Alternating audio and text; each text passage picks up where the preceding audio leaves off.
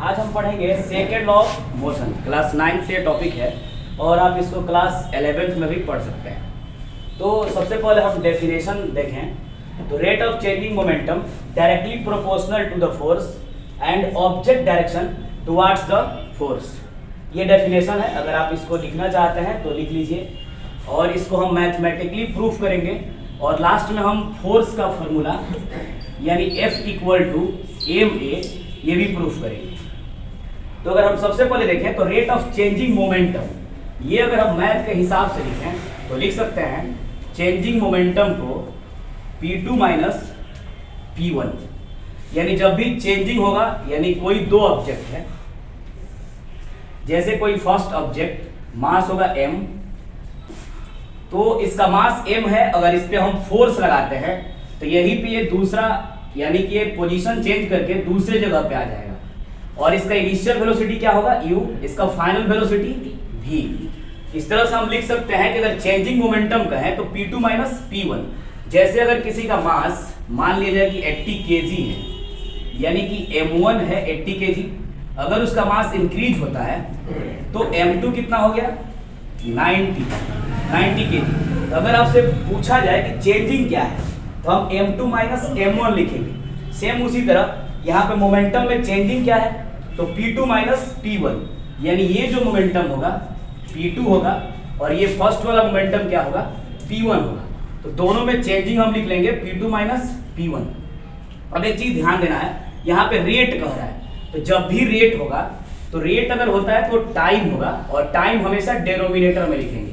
अब ये चीज तैयार हो गया, आगे हम पढ़ते हैं rate of changing momentum directly proportional to the force. यह फोर्स के डायरेक्टली प्रोपोर्शनल है, यानी जो फोर्स होगा ये पूरा सिस्टम यानी रेट ऑफ चेंजिंग मोमेंटम किसके डायरेक्टली प्रोपोर्शनल होगा फोर्स के। यानी एक इक्वेशन हमको मिला F proportional P2 minus P1 by D.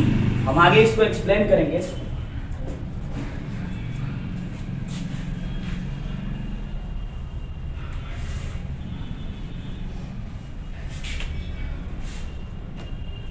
अगले स्टेप में हम लिख सकते हैं F प्रोपोर्शनल P2 को लिख सकते हैं mv, यानी ये फाइनल मोमेंटम है।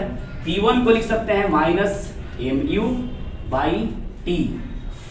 फिर अगले स्टेप में F प्रोपोर्शनल, इन दोनों में मास कॉमन है। अब कैसे मास कॉमन है, क्योंकि ये फर्स्ट ऑब्जेक्ट यानी कि फर्स्ट पोजीशन पे जब ये ऑब्जेक्ट है, अगर इसका मास हम 5 kg रखते हैं, जैसे ही फोर्स लगाएंगे तो ये अपने मोमेंटम में चेंजिंग करेगा। तो मास में कोई चेंजिंग नहीं होगा, सिर्फ इसके मोमेंटम में चेंजिंग होना, यानी इसमें वेलोसिटी में चेंजिंग होगा सिर्फ। यानी कि मास तो सेम रहेगा, यहाँ पे 5 kg है तो 5 kg यहाँ सेम रहेगा, लेकिन वेलोसिटी में क्या हो जाएगा चेंजिंग हो जाएगा। तो मास सेम रहता है तो मास को हम कॉमन कर लेंगे v minus you by T. अगले स्टेप में हम लिख सकते हैं F प्रोपोर्शनल, यहाँ पे v minus you by T acceleration का फॉर्मूला है, तो m a। Next step F proportional, proportional को अगर चाहें तो आप हटा सकते हैं तो इक्वल टू का सिंबल देना होगा, F इक्वल टू, और जब भी हम प्रोपोर्शनल रिमूव करेंगे तो k देंगे, यानी कांस्टेंट होगा k m a। अब न्यूटन ने k का वैल्यू 1 रखा था तो F इक्वल टू क्या हुआ m a। इस तरह से हम प्रूफ कर पाए कि F equal to m a होता है और सेकेंड लॉ ऑफ मोशन क्या है। और अगर हम देखें तो यहाँ पे रिलेशन इन तीनों में, तीनों का तो k तो कांस्टेंट है, मास और एक्सेलरेशन का रिलेशन देखें, force directly proportional to the mass. अगर मास को हम डबल करते हैं तो फोर्स भी क्या होगा डबल होगा, अगर मास को हम हाफ करेंगे तो फोर्स भी क्या होगा हाफ होगा। यानी इसलिए हम कह रहे हैं ताकि यह आपस में किस रिलेशन में है डायरेक्टली प्रोपोर्शनल में।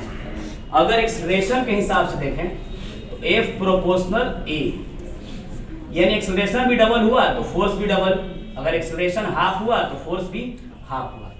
अब ऐसा ही तो फोर्स क्या होगा, ये आप कमेंट सेक्शन में कमेंट कीजिए।